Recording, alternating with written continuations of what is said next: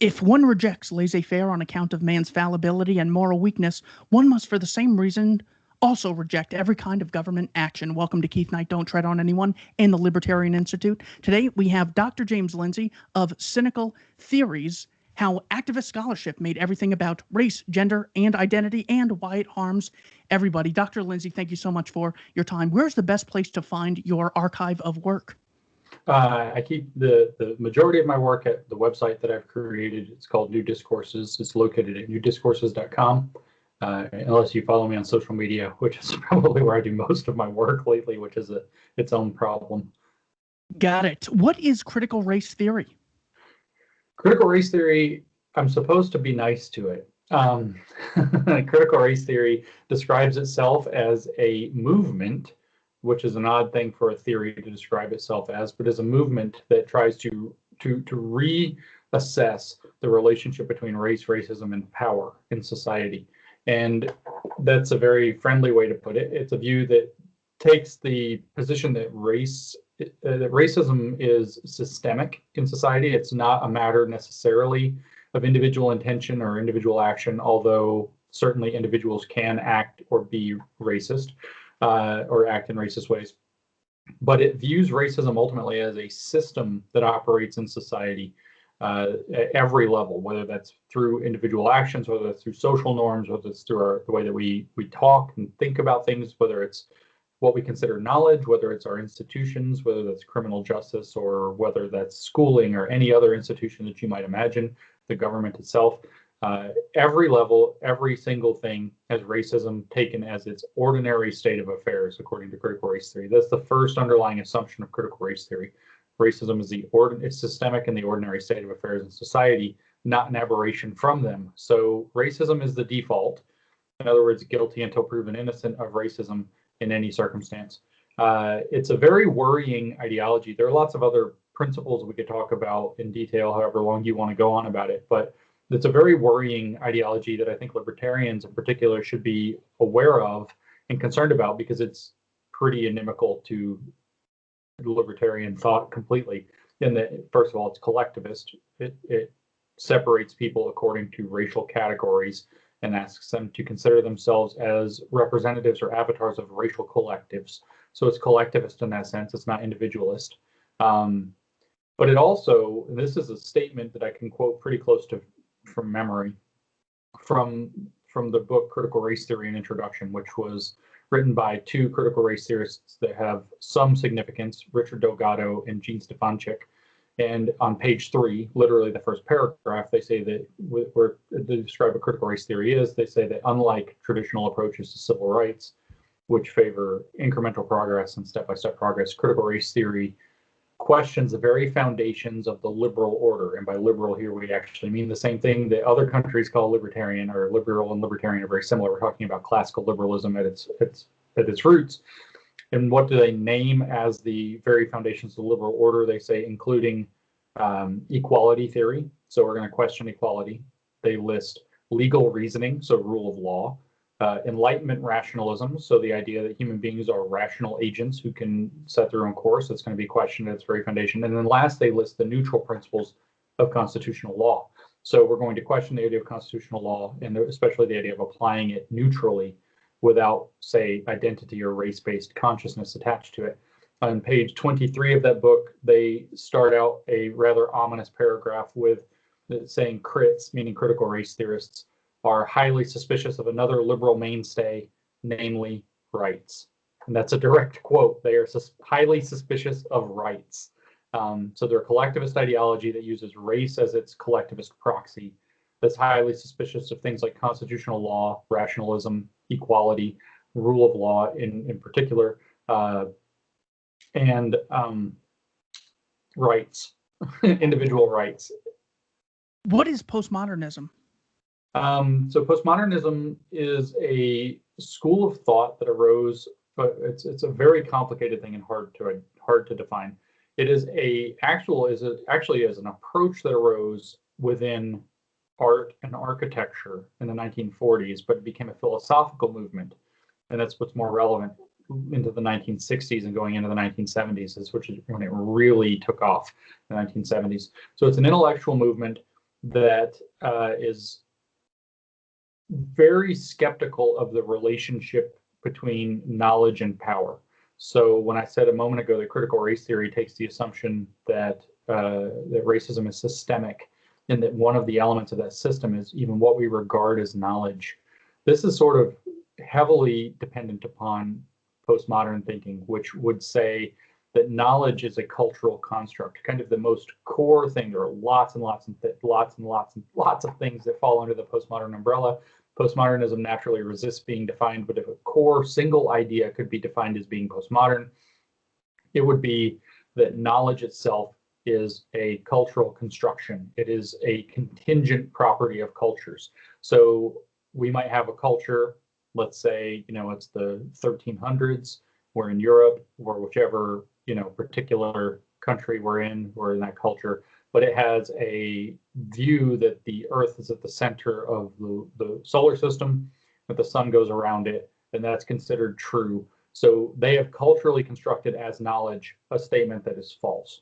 But they treat it as knowledge, they treat it as true, and that cultural construction is what's actually relevant, because that's what's going to be treated as true, that's what's going to be put into power. We see, for example, with the trial of Galileo in the 1600s, early 1600s, that was, when that was challenged, it wasn't taken real well, because the powers that be will lean into what is believed to be knowledge, and then will enforce that through political and social means. Maybe if you dispute it, you're crazy, that's a social means, unless they decide to psychopathologize that, and then maybe you get institutionalized, and that might be a state means of coercion, something like this. And so the postmodernism was essentially this very pessimistic philosophy that arose in French circles of thought to try to explore the relationship between knowledge and power primarily, and in fact to make the case that all claims of knowledge, whether or not they're true or false, is less interesting and less relevant than the systems and dynamics and properties of power, the social institutions and the political processes that enable people to say when something counts as knowledge and when something does not. I have to admit that it's a very dangerous way to think, but that they did have some pretty useful insights given the kind of very technocratic world we're currently threatening ourselves with. What is theory with a capital T? Okay, so theory is a very complicated idea. It's kind of the catch-all for all of these different ways of thinking that you might associate now with the woke ideology, if we want to call it that. Theory was the shorthand for postmodern social theory for a long time, but what happened is in the 80s and 90s, it blended with critical theory, and it was taken up, that blending. The people who did that blending were largely literary theorists. So it blended with literary theory as well. So theory becomes this kind of catch-all of critical literary theory, or literary criticism, plus critical theory in the sense of the neo-Marxist Frankfurt School idea of critical theory, together with the postmodern social theorizing that wants to analyze the relationship between knowledge and power, that wants to kind of, in the book, in Cynical Theories, we lay out two main principles and four main themes that kind of characterize theory. And those are what I just described in terms of knowledge, is we call it the postmodern knowledge principle. We say there's a political principle as well, a postmodern political principle, which would be generally radical egalitarianism. And so what that means is that if your culture has been in the past excluded, marginalized, oppressed, colonized, or whatever, then the knowledge and the other cultural artifacts of your culture need to be protected and elevated. Whereas if your culture has been dominant, say what they would say is white, Western, Eurocentric, masculinist, all the favorite heteronormative, all these words that indicate so-called dominant perspectives within this view, that those perspectives have been unfairly favored. And so we have to downplay things like white, Western, masculine perspectives, like, say, science under theirs, and upplay to kind of level the playing field, is the phrase, views that are from cultures that have been excluded or marginalized. And so that's called radical egalitarianism, which is, in a sense, the effort to make things more equal, more egalitarian, by cooking the books, tilting it away from that which has had power and influence before and toward that which has not, on the assumption that we must be missing something and that the power is always corruptive, etc. Then we said that there are these four themes, which are the blurring. So I'm saying that this is all kind of what characterizes the behavior of theory. There's four themes, one of which is the blurring of boundaries. Male and female should not be considered stable categories any longer. Research and storytelling, we should blur the boundaries between those. These kinds of things are their efforts to kind of say that the categorization process is illegitimate and enforces power dynamics and needs to be questioned. And the questioning is usually subversive and calling into question the categories themselves so that their boundaries become blurred together. And it's unclear what they mean. We talk about the power of language, that language is given undue influence. We believe the theory believes that language constructs reality. This is the social constructivist thesis that they operate on. So the way that we talk about things, the way that things are able to be discussed, the parameters of dialogue, the limits of truth and falsity, all construct how people understand reality and thus their interactions with reality itself.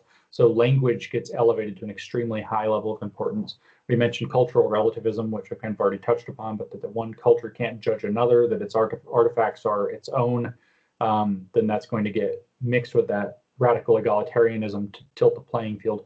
And lastly, the denial of the universal and the individual in favor of identity groups or collective groups, cultural groups.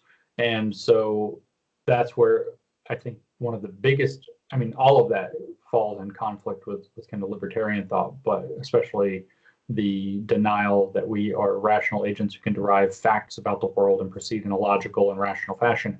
But here we see another one, which is the denial that there's universal humanity, thus that natural law might make sense, and the denial that there is that the individual is meaningful. In fact, the theory would regard the individual as having been conditioned by society depending on what identity collectives they happen to belong to. So if you are, for example, Black, then you occupy a particular social position in society, views Blacks and imposes certain things upon being Black, and that essentializes your experience as being Black. And so that's inescapable under this kind of a mindset. So there is no such thing as a Black individual, because a Black individual either is representing that experience correctly, as theory describes it, or they must have false consciousness or internalized racism or something like this, that they're not actually being honest for whatever set of reasons. And the same would go for any identity group or any intersection of identity groups.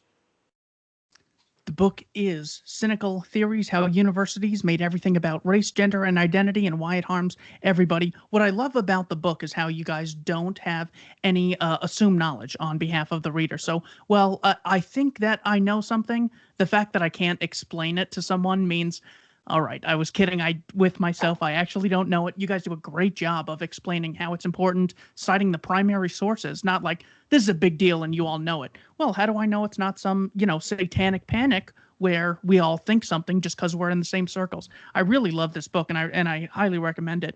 What are meta-narratives? Yeah, so the postmodernism describes itself as skepticism. As this is a quote from Jean-Francois Lyotard, one of the postmodern philosophers, French postmodern philosophers, and he has a book that came out in 1979 called The Postmodern Condition. And in that book, he says, simplifying to the extreme, I define postmodern as incredulity toward meta-narratives. So meta-narratives are at the heart of the thing that the postmodern project is questioning. And so meta-narratives are the broad sweeping, it's not just stories, but stories about stories that people tell. It's how we contextualize everything in a particular culture. So when we say that it's culturally relativistic, the story structure, the way that we think about and interact with knowledge and ideas that's at the heart of all of that is a meta-narrative. So we might talk about the Western meta-narrative, or we might talk about more specific meta-narratives like Manifest Destiny that came along, that we were, possessed by this, frontier spirit, and that, we should spread from coast to coast, and it's a manifest destiny, like destiny is playing itself out to get to, the complete occupation of the North American and maybe even South American continent. So, and then that could be applied, of course, to traveling to the moon and Mars and so on that they sometimes bring up now. So another one that they criticize as a key meta-narrative that was a problem was the civilizing mission in France. The French colonialists had this idea that they're going around and spreading civilization. And of course, so did all the other European colonists. They believed that they're going around and spreading civilization to the uncivilized, backwards, barbarian parts of the world. That's a meta-narrative. American exceptionalism is a meta-narrative, but they went further than all of this. By the way, being on the right side of history is a meta-narrative, but I digress. They went further than this, and they started to say that entire systems of thought are meta-narratives. There's a Christian meta-narrative. That's probably correct, broadly speaking, although we'll let the Protestants and the Catholics fight about who has the real Christian meta-narrative, or maybe they would say that there's a Protestant one and there's a Catholic one. And then there's, they said that Western liberalism is a meta-narrative. They said that Marxism, in fact, this being a postmodern analysis, which had mostly abandoned that Marxism as a failure, while still retaining much of its kind of underlying, intellectual architecture. But they said that Marxism was a failure. Marxism had a meta-narrative that history was going to progress from capitalism into socialism into communism. That's a meta-narrative. So it's a way of framing all the stories in society. And so that's the thing that they were calling into question. They also said that science and the scientific method constitute a meta-narrative, that we can understand the world, that we can gain insight about the world. So postmodernism is extremely cynical and pessimistic in this regard, because progressivism, the idea that history is going to slowly progress toward better and better, and that it never particularly backslides or takes a wrong turn at Albuquerque, that's a meta-narrative. So these are the things that postmodernism said that they are incredulous toward. They don't believe any of it. They believe that basically all descriptions of reality are just cultural constructions, that they're largely false, that they're enforced by consensus. This is kind of summarizing Lyotard's work, where he talked about what was called legitimation by parology. And he believed that what happens is that people actually, including in science, they have a consensus view, which is a socially constructed and socially enforced way of thinking about things. And they all everybody in the social structure tends to agree with it, broadly speaking. And so there's a consensus that it's the way things are, or things are true this, or to be interpreted this way, or that this is how things are true. This is how we should approach questions in the world. And all of that is just merely consensus. It is parology. It is not logic. It is something that lives beside logic, paralogic. What parology means.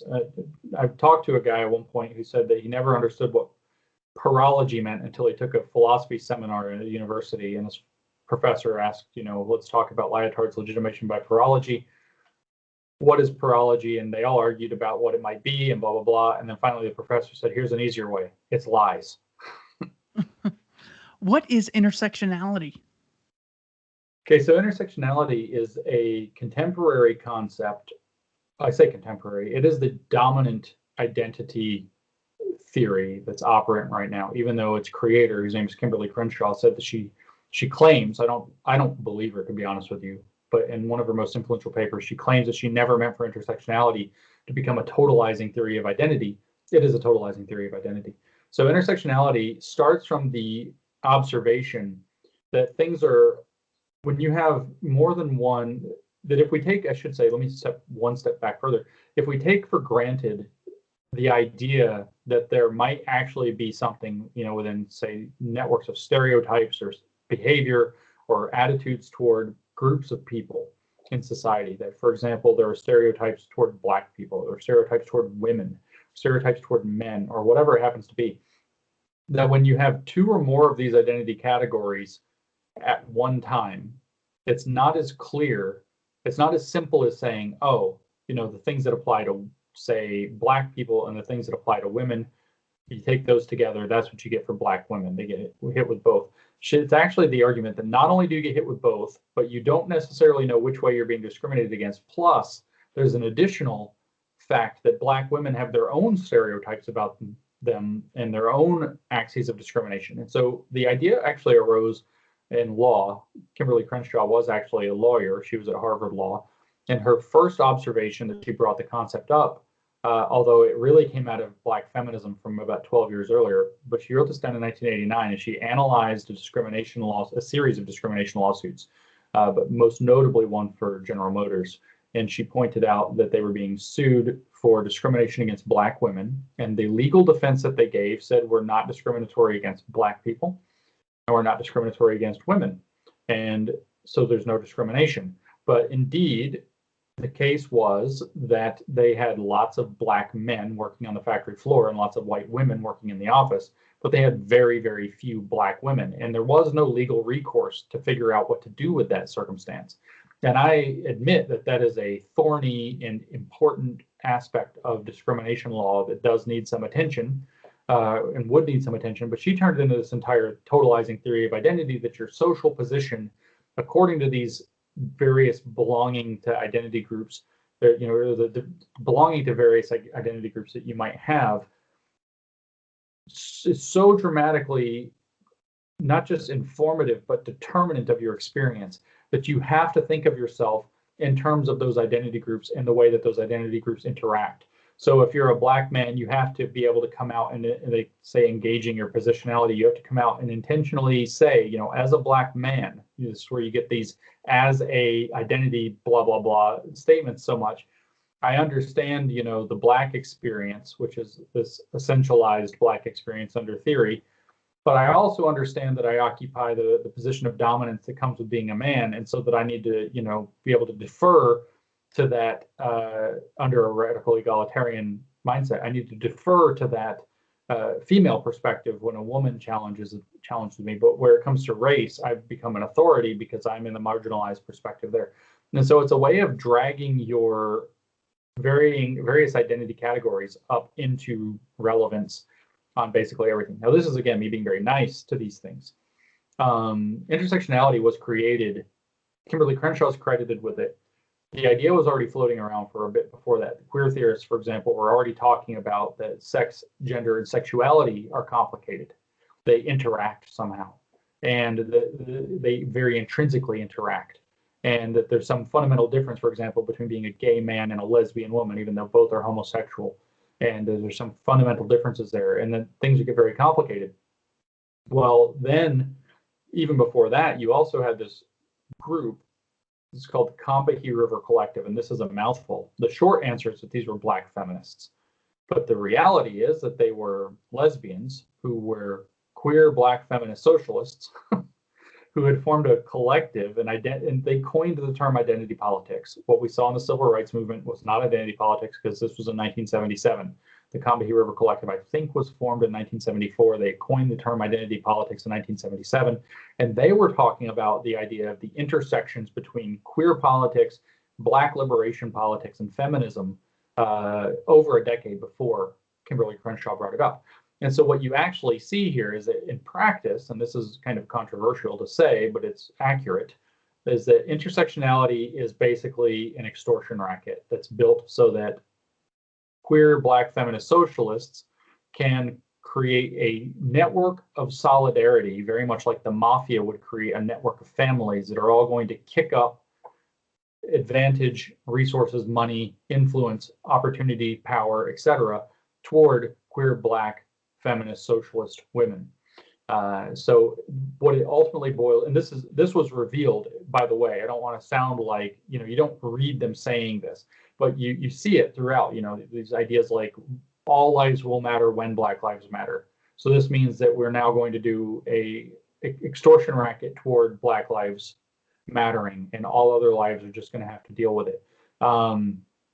And the assumption is that Black lives being the least valued, once they matter, it must imply that all lives matter, which is, of course, a fallacy, because you could easily make it so that Black lives matter and nobody else's matter. That's actually a possibility. So it's based on a fallacy. But you saw this in particular last summer when all of the riots and so on broke out. You see it right now. When what happened was people started talking not just about white fragility and white complicity in white supremacy. They started talking about brown fragility and brown complicity in white supremacy and brown anti-blackness. And you see it right now with the issues around the Asian American community that have come up. And I hate to say Asian American community because, first of all, there's no community. Second of all, Asian American is insufficiently granular. Chinese Americans, Korean Americans, Japanese Americans, Vietnamese Americans, Indonesian American. I mean, these people do not have the same cultural background anyway. So Asian American is already this kind of odd conglomerate that doesn't really recognize itself. And then there's no singular or unitary community among any of those groups, much less the whole thing. And then, of course, that's not even good enough. They've replaced Asian American now with AAPI to make an even, an acronym-based, even bigger one. But what do they say? Is, well, oh, they're intrinsically anti-black. So even though right now in our cities they're getting beat up and they're getting robbed and they're getting assaulted and they're getting raped and all these horrific things are happening, and they're being discriminated against in our schools, etc., under the rubric of critical race theory and race analysis. Even though all this stuff is happening, it would be, especially with the beating up and the crime, it would be anti-black to call for more police. And this taps into a long history of anti-blackness among Asians who are a model minority, blah, blah, blah, blah, blah. And so what you can see is what they've done with intersectionality is said, oh, AAPI people, Asian American people, you guys are all an oppressed minority. And we have this solidarity network called intersectionality where you can understand your oppression, blah, blah, blah, carry water for this movement. And then the second something, either, the second the grift is available, whether it's power or money, the extortion racket is available. It's like, whoops, you're anti-black too. The whole anti kicks up in one direction, and that direction is, we even saw that last summer too, by the way, with Black Lives Matter wasn't enough. You had trans Black Lives Matter came out, and it's like, you can see the direction that everything points in a particular direction. And it is intersectionality, so totalizing theory of identity, even though Kimberly Crenshaw said in 1991 that she didn't intend it to be, and I don't believe her. It is a totalizing theory of identity that causes people to focus on their factors of identity and divide themselves and sort themselves by factors of identity and other factors. I heard today, in fact, that children in schools are sorting themselves by how tall they are and all kinds of other things. Where this, you can't be in our group because you're too short or you're too tall or whatever. They're just sorting themselves into more and more, into little collectives, not into each person's individual and let's learn across our different, no, little collectives. But at the same time as it being a totalizing theory of identity, it was constructed as a solidarity-based racketeering effort to kick advantage and money and power and grift toward queer, Black, feminist socialists, which is way more accuracy than they like having told about them. I want to get into the mindset of one of the postmodern thinkers, Michel Foucault. In What is Enlightenment, he says, what must be grasped is the extent to which what we know of it, in reference to historical generalities, the forms of power that are exercised in it, and the experience that we have in it ourselves, constitute nothing but determined historical figures through a certain form of problematization that defines objects, rules of actions, modes of relations to oneself. What does that mean? I almost have to ask you to read it again. So this is, first of all, let me just say that this is typical of how the French postmodernists wrote. There was, a lot of people don't understand this, there was actually a kind of academic social norm within the French milieu in the mid 20th century that maybe still persists, but less, that the belief was basically genuinely that if people could understand more than about 70% of what you had to say, you were probably not that smart.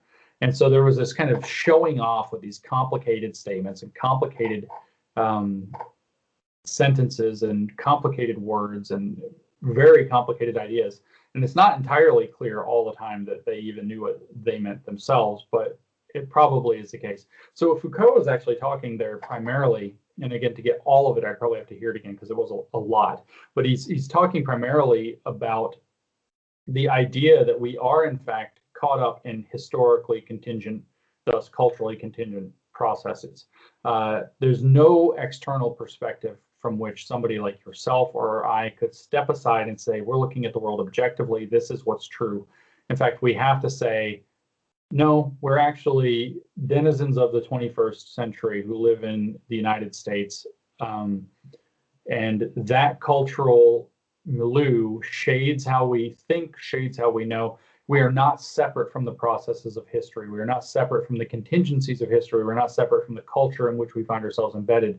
And therefore, that colors the way that we think, even though we tend to think that that's not what's going on. We tend to think of ourselves as independent of that, whereas in fact we are not independent of that. And the most generous thing to do would say, oh, well, we need a proper recognition, acknowledgement, and accounting for that when we try to figure things out. Am I just leaning into a particular bias?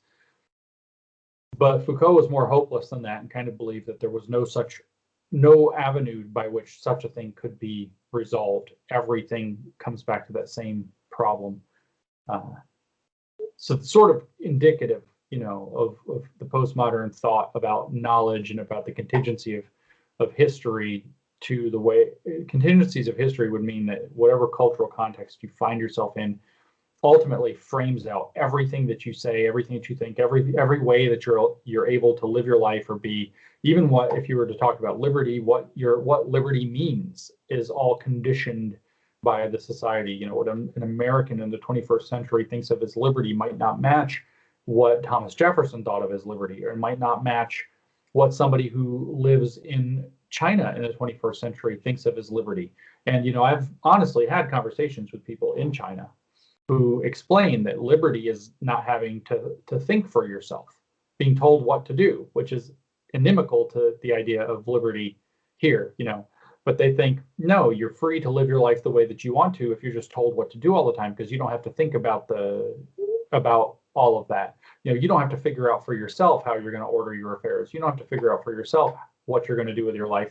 You're just told, go be a doctor, go be a janitor, go be the guy who has this is real in China, a broom tied to the back of his bike that rides up and down the highway for pennies a day to street sweep so that they have zero unemployment. You're just told what to do and you don't have to think about it. And that's free. It's freeing in this line of thinking. And so Foucault would say, there's no way for us to evaluate, because we're trapped in our own cultural context here in America, and say that's actually totalitarianism, that's not freedom.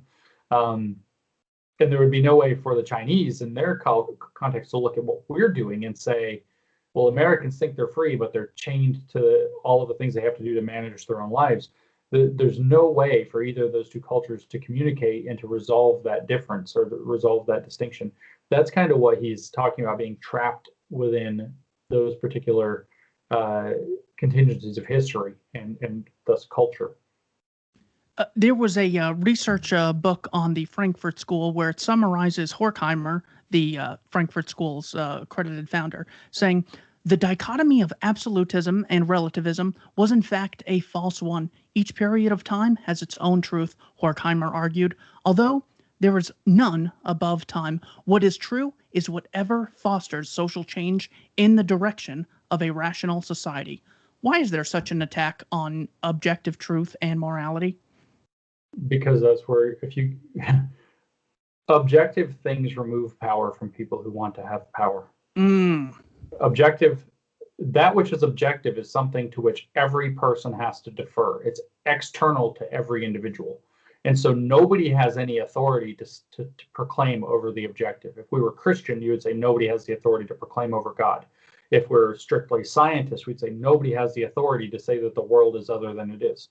But if we get rid of this idea that there's objective truth, then all of a sudden there have to be people who are considered the authenticators of truth.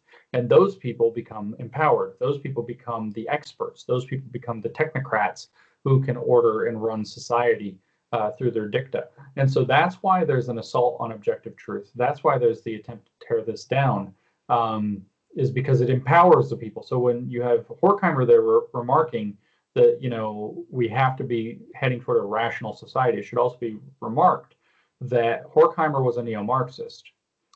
Thus, Horkheimer imbibed and believed a lot of Marxian thought. And so for Marx, remember that Marx said that the dialectical materialism is the true science of society, the true science of history, and that it is socialism is the rational, and then communism is the truly rational way to live and to order a society. And therefore, when he says that we anything that doesn't point toward a more rational society, what he actually means is anything that doesn't point toward communism, because the communists believe and they still believe that true rationality, true science, and true democracy all exist only under a communist system. So when you put those two things together, that statement then becomes very indicative of what's going on. You have these philosopher types, these Marxian philosopher types or neo-Marxist philosophers who want to be able to order society in the direction of a communist utopia that they believe is possible.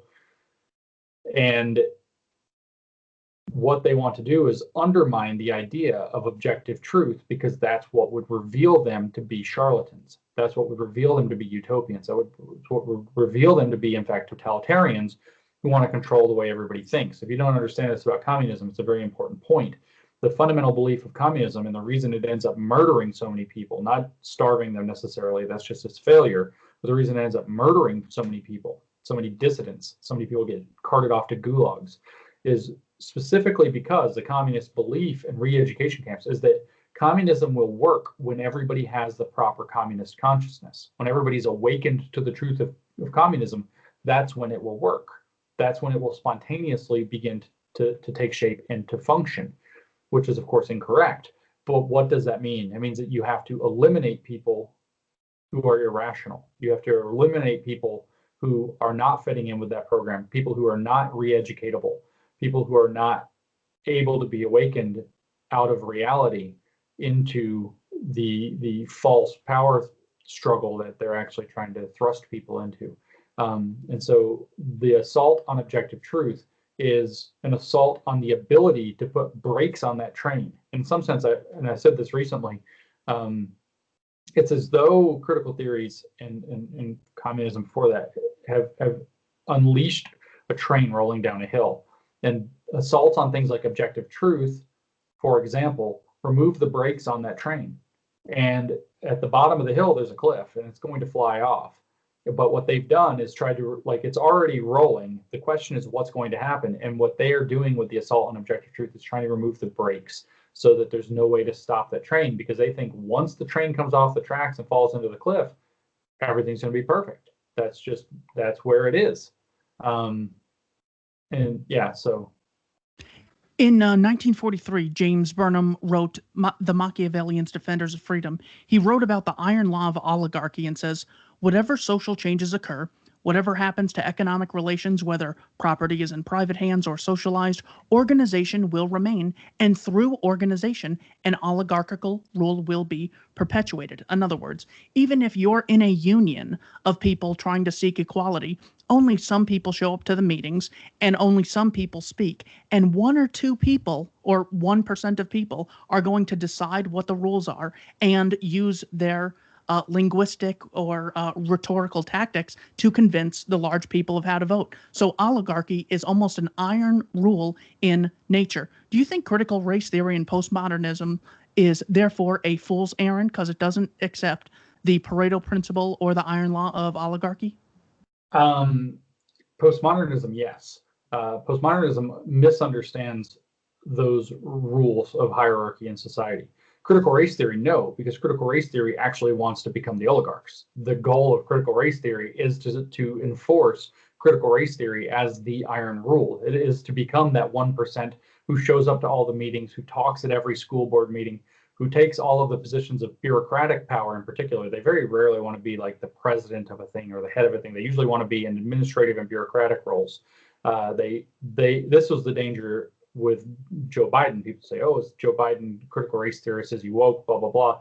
And it's like, it doesn't matter. His administrative state with 5,000 or whatever unaccountable appointees will be largely influenced by the ideology. And that's what it wants to do, is it wants to occupy those bureaucratic positions, and it wants to show up to the meetings so that it does, in fact, create the de facto oligarchy. But when you have it in service to an ideology like that, we no longer call it an oligarchy, we call it a party. With a capital P. And that is the objective of critical race theory. So critical race theory is not purely postmodern. It is, in fact, it uses postmodernism, but is largely based also in critical theory and neo-Marxism, which sought to create that, so-called rational liberated society. In other words, a kind of Marxist style, but not exactly Marxist utopia, where with themselves in charge. They would be the Leninist what do they call it, the vanguard or whatever, that's going to shepherd society through the process of racial liberation by empowering themselves. So critical race theory does not fail to understand this. It may talk about it as being a problem, and it says that there's all these hierarchies, but it's very blatantly, like we talked about with intersectionality, creating an alternative hierarchy that puts itself strongly into power.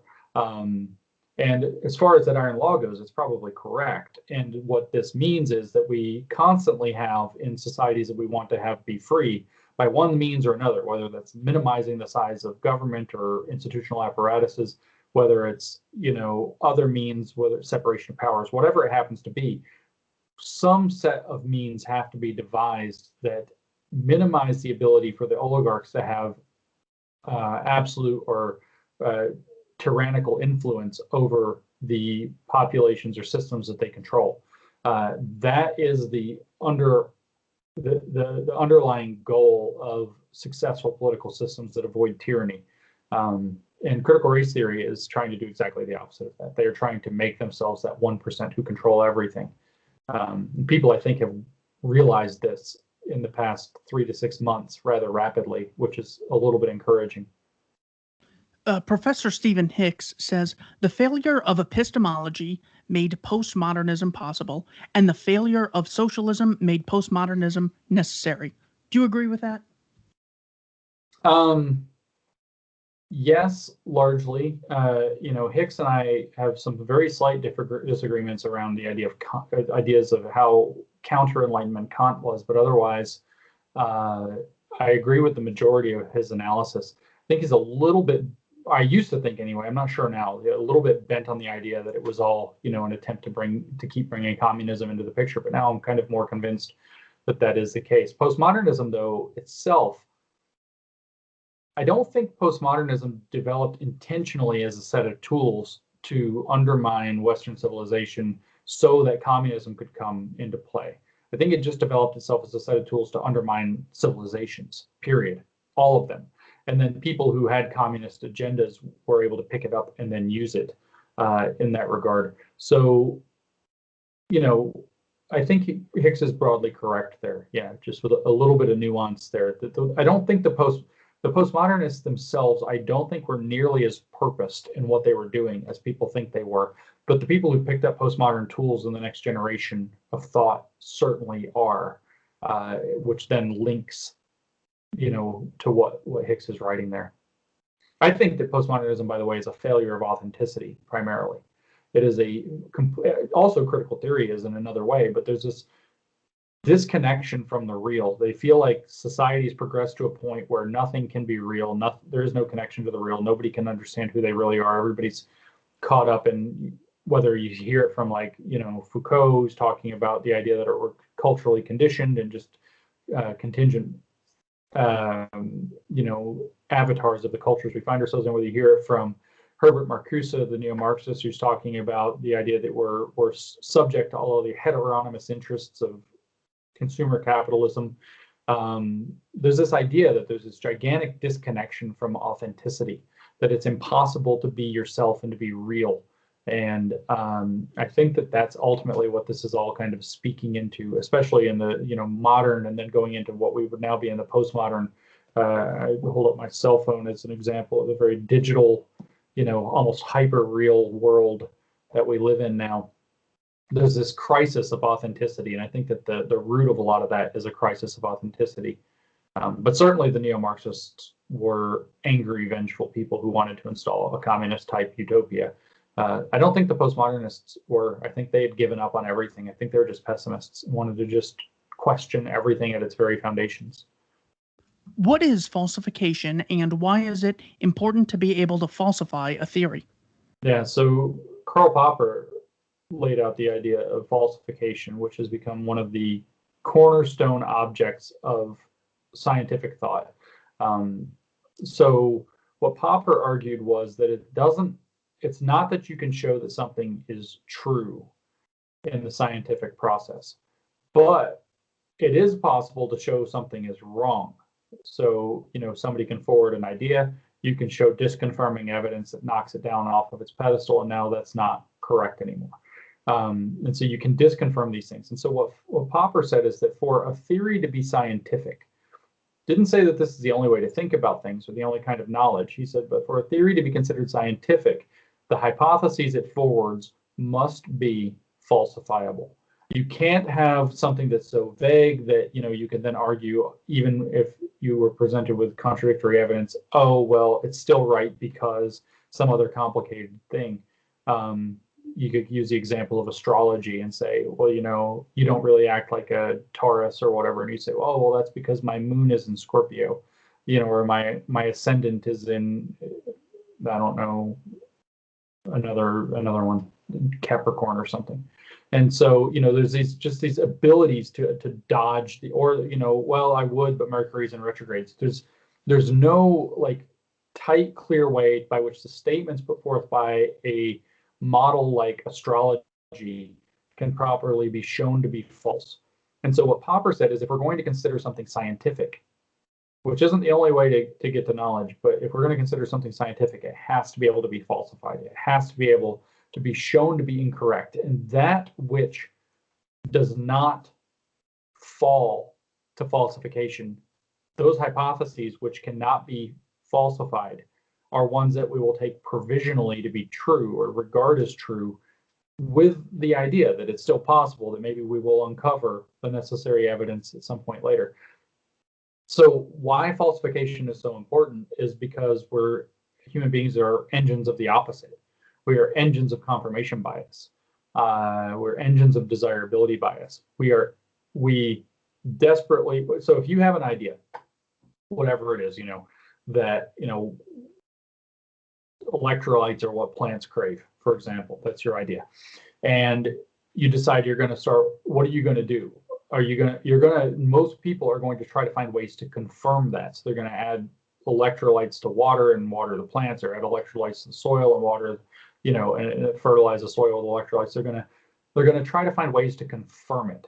That's what we generally tend to do. We get an idea and we try to find out reasons why we're correct. That's called confirmation bias. And sometimes it's that we don't want to face the alternatives or whatever, or we really want something to be true. We really want the person to like us. And so we have a bias of desirability. The thing we want to be true, we look for reasons why that would be the case. Falsification says, look, if we're going to get properly scientific knowledge, we can't have vague theories that could be anything like astrology or bibliomancy or reading of tea leaves and entrails. We can't do that. Vague social theories. We need to have falsifiable hypotheses. And then secondly, what we have to be able to do is step into that realm where ideas can be cut down and we retain what is right, so that we avoid the confirmation bias that we're looking for. So rather than becoming if we want to get the right answers, rather than being engines of confirmation bias, we want to become rational users of disconfirmation technology, if you will, or even to adopt. A consummate scientist would have a so-called skeptical orientation, which would actually be a bias toward disconfirming things. I'm trained as a mathematician, and so one of the first mistakes all would-be mathematicians make is, you're given a proposition, a conjecture, or whatever, and you dive in to try to prove it. But after you get a little seasoning, what you actually learn to start doing is to look for, rather than looking for a way to confirm the thing that's in front of you, start looking for contradictions, start looking for counterexamples specifically. And we're all trained, when you take, under elementary number theory, we're all trained about this famous example. I forget if it's the Mersenne primes or one of these famous sequences, or one of these famous types of prime numbers. They're not sequences. And what happened was, back in the day, they're very large numbers. They're very difficult to calculate and check. But back in the day, they checked the first one and it's a prime. They checked the second one and it's a prime. And they did that all the way up to the sixth one and it's a prime. And they said, aha, these are always prime. It turns out the seventh one's not prime. And so, but it's really, so what you start to do is you train yourself to look for those disconfirming counterexamples, those places where the thing you think might be true is probably wrong.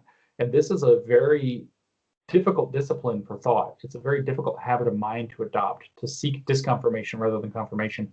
And that's really what Popper's leaning into. So no ideas that are so vague that we that they could be, you can't possibly have them, they can't possibly be wrong. They're so interpretive, their interpretive range is too wide to tell you anything or to ever be showed to be incorrect on the one hand, and then on the other hand is to avoid the problems of confirmation bias and desirability bias, also something like the availability heuristic. A lot of these very simple biases and logical errors that can lead people down rabbit holes that go the wrong way away from truth. That's really important, because when I had once said, I'm having person X on my show, and they go, "Oh God, you hang out with that racist?" And I said, first of all, define racism, and I got almost all of his books in front of me. Where did he embrace racism or promote this racist ideology? I got to get that definition first, though. And of course, the definition is something like the institutionalized foundational ideologies that stem, that are embedded within the majority group in a certain demographic within a certain time based on prejudice. It's like, well, from that you can't get anything. How about this one? I constantly hear about, Robin DiAngelo, very popular, Jimmy Kimmel's show, always talking about privilege. Now, I cannot imagine why I would ever, say, walk up to a Jewish person and say, you have privilege, your people have higher incomes than whites. Asians, you people are privileged, you have higher incomes than whites. Black Americans are privileged because they are better off than Black Liberians, so they need to embrace their privilege and read this book called Black Fragility. And women have privilege because they're less likely to be homeless and they have longer life expectancies. The only reason I would ever do that is if I were Iago, the Shakespearean character trying to divide people based on lies and technicalities. Why on earth is this privilege something they put so much focus on? Because it works.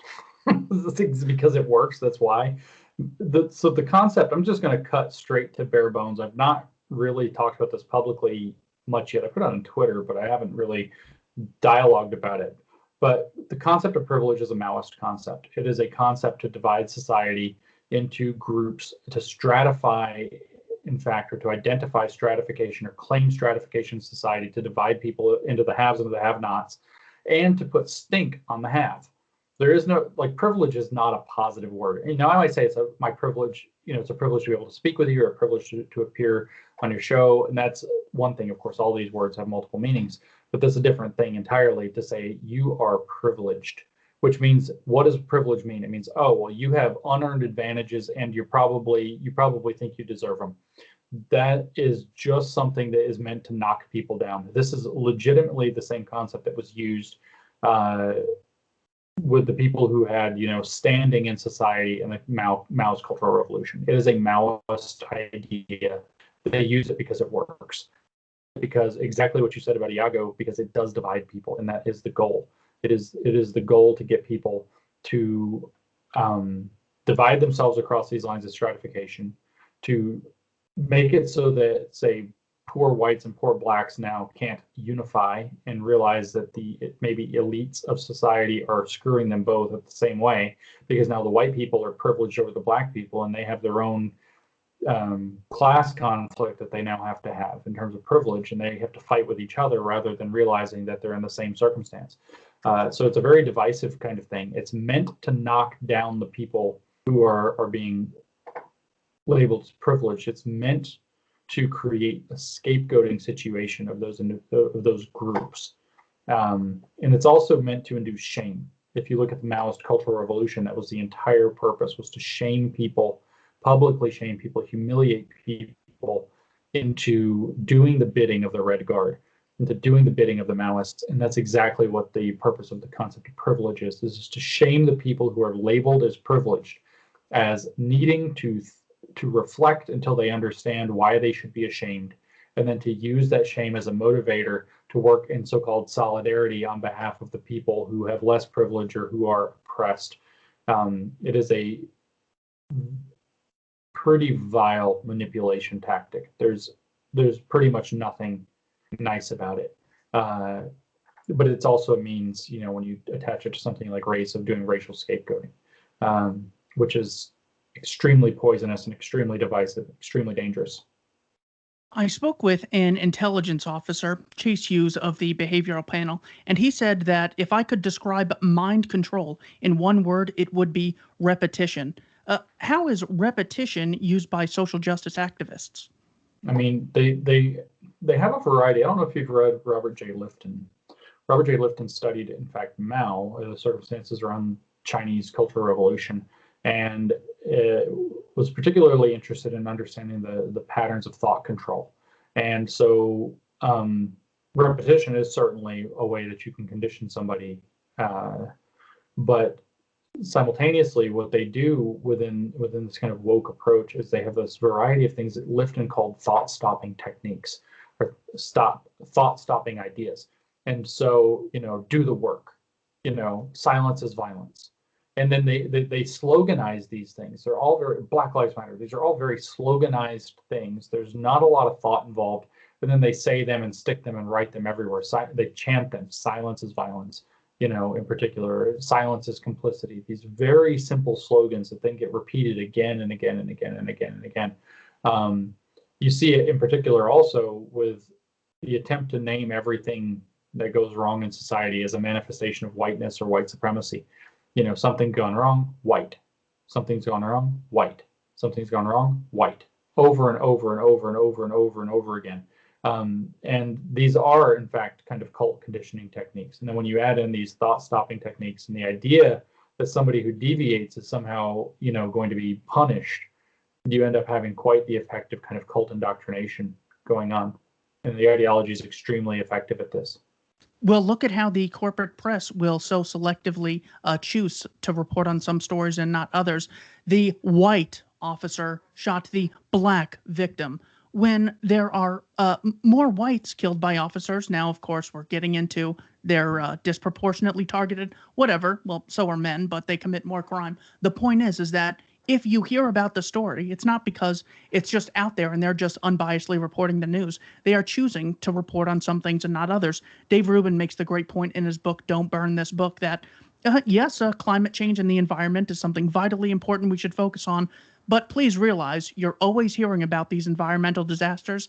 If you are afraid of environmental disasters, there's never been a better time than today to be alive because of technology and better infrastructure and better communication methods to get people safe and to warn them ahead of time. So you never hear about that. I mean, how often will the corporate press say, in the year 1700, 95% of humanity lived in poverty. Today, it's closer to 15%.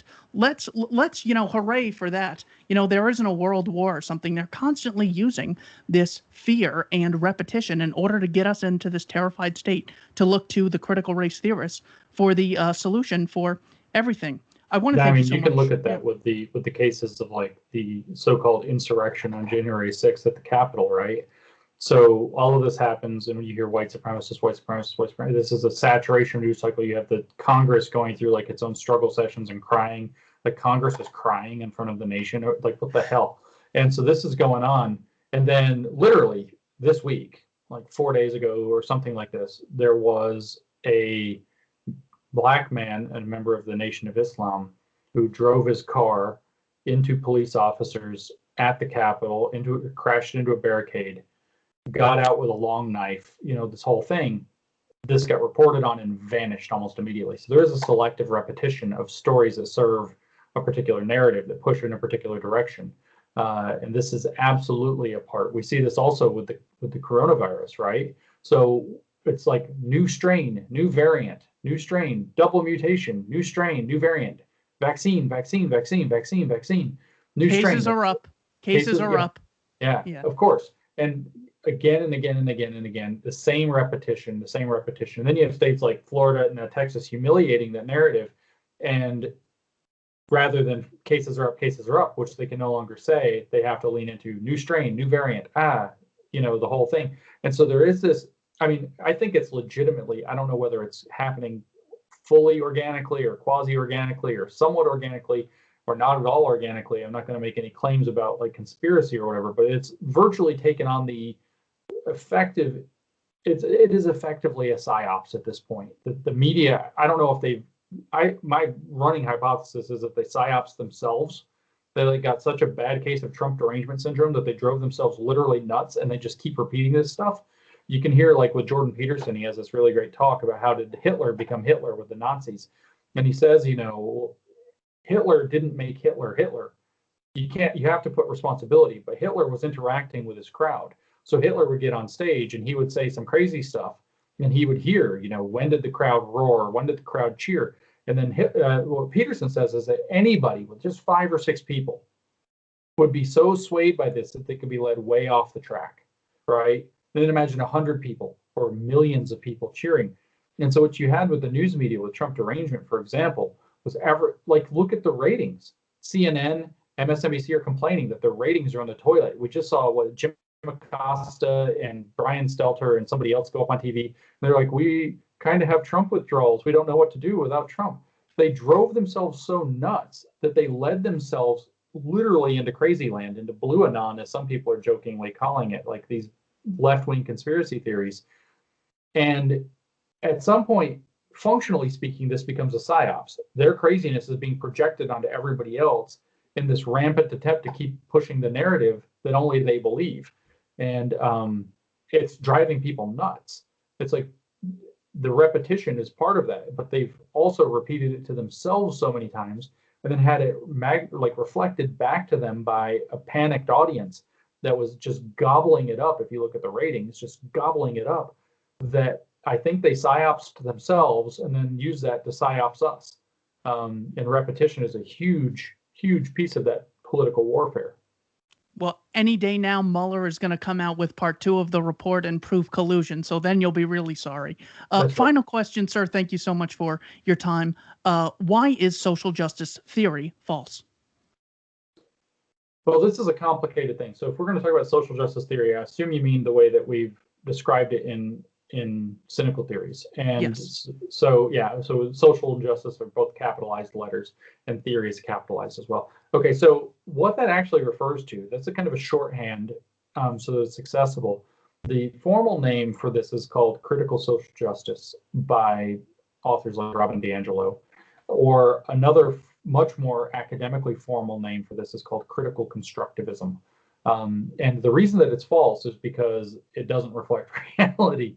It assumes a particular theoretical lens, which is critique, and that's in the form of critical theory, which is, I could describe for you at some length why critical theory is a very biased way. We already talked about Horkheimer and his whole thing, but what Horkheimer laid out when he defined critical theory in 1937 for the first time was that for a theory to be considered a critical theory, it has to satisfy 3 criteria at a minimum. It has to have a normative vision of a perfected society, a utopia, and it has to be able to critique how the society that we currently inhabit doesn't live up to that or isn't heading in that rational direction, as he would have put it. And then 3, it has to inspire social activism. So this is what critical means. So this is already a problem because it has its conclusion in mind. It has its direction in mind. And what it's designed to do is not necessarily understand something. Horkheimer separated traditional theory out for understanding the world, but rather to understand how the world is not headed in that so-called rational communist direction. And so it already has its goal in mind. So critical is already a problem. And it uses the method of complaining, raising contradictions, bringing up division, agitating, creating alienation. It's a very poisonous, negative, cynical, pessimistic approach. That's already damaging.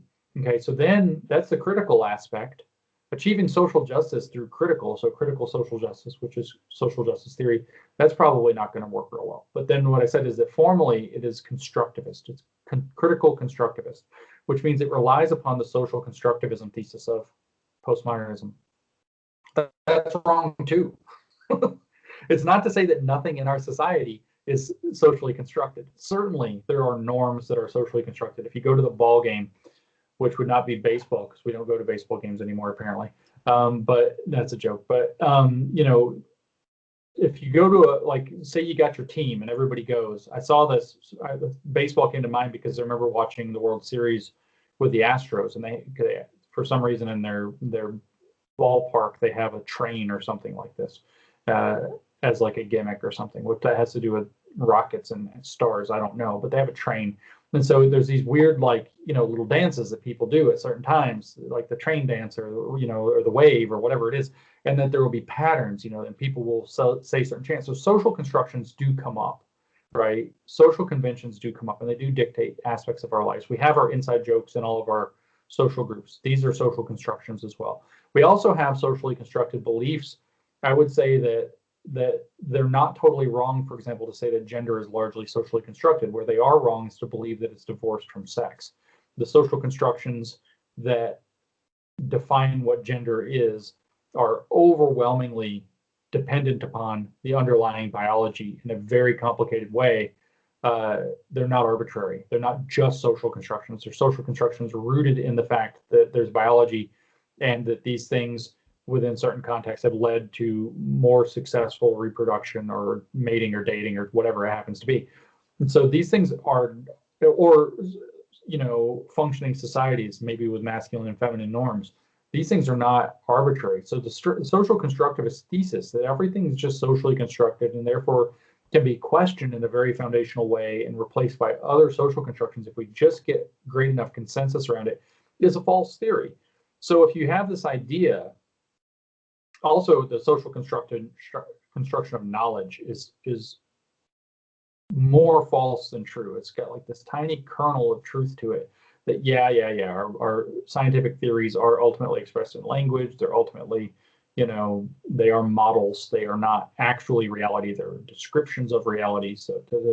But philosophers of science who are more careful have actually dealt with this. We could talk about John Searle. We could talk about Hawking, Stephen Hawking, Leonard Mlodinow. They've all dealt with this kind of thing. This isn't confusing to anybody but social theorists. So when you talk about the social constructivist theory of knowledge, this is just preposterous. There are true things about the world. The objective world does exist. We can actually very approximately know things about it. And in a functional sense, we can just say we know them. We don't have to have some weird absolute perfection of knowledge for it to count. And since you take both of those aspects of constructivism, it's just wrong. There are social constructions, and social constructions should be investigated and looked at and studied, etc. And we should understand them. And where they are stupid, like racism was a socially constructed phenomenon, and it was bad. And we questioned it and we tore it down. That was good. But everything's not socially constructed. And so the social constructivist thesis is incorrect. The critical method is incorrect and poisonous. And when you put those two things together, you don't get something better, you get something worse. And so the social justice theory, the capital T theory of the social justice movement, is absolutely an impoverished way to think. Most importantly, though, just to kind of wrap back to critical race theory where we kind of began, it assumes, like I said, critical race theory assumes that racism was the ordinary state of affairs, then uses critical methods to find it. It assumes its conclusion and then works its way to that. That's automatically a terrible way to go. Anything that does that is sophistry. It's not a theory. It's not even remotely close to it. It's not even a hypothesis. Saying that racism is the ordinary state of affairs of society and embedded in all of the fabric of society, the fabric of society is a metaphor. It's not even falsifiable. It's not even a hypothesis. It's not even it's mythology, literally mythology. And so it's wrong because its premises are all wrong, and it misunderstands humanity, which it doesn't seek to understand. It misunderstands society. It has an agendist goal operating underneath it. It's literally difficult to think of a worse way to go about achieving occasionally there are some very noble ends that this movement seems to be after. It's about treating people more fairly. It's about being, it's about getting over racism. These are all great things, but you could hardly devise a worse way to go about it. And the reason this is such a bad way isn't necessarily because the people are bad people, although that's probably true of some of them. The reason is probably mostly that it's just a backwards theory. It gets everything wrong in kind of its desperation to make change without, making change. Their method matters. If you want to change something, you have to do it right. If you want to change your tire on your car, you have to do it right. You can't just, stick a different wheel on there. You can't just like hack at it with an axe or whatever. You actually have to do it correctly. The method matters, and they've got like the worst. Their method is like, we need to change the tire, blow up the car. Unbelievable. Cynical theories, how universities made everything about race, gender, and identity, and why it harms everyone. Dr. Lindsay, thank you so much for your time. A link to the book as well as new discourses will be in the description below. Dr. Lindsay, thank you so much for being so generous with your time. Thanks, Keith. I appreciate it.